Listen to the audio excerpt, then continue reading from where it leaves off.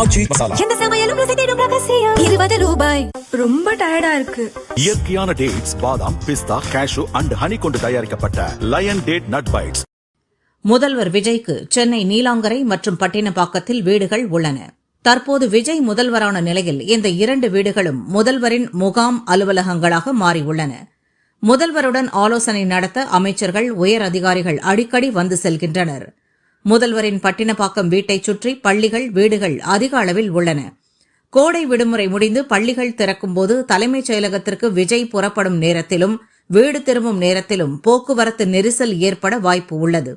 எனவே நீலாங்கரை மற்றும் பனையூரில் இருந்து ஹெலிகாப்டரில் தலைமைச் செயலகத்திற்கு முதல்வரை அழைத்து வருவது குறித்தும் ஆலோசிக்கப்பட்டது. ஆனால் அது தேவையற்ற ஆடம்பர செலவு என விஜய் கூறியதாக தெரிகிறது.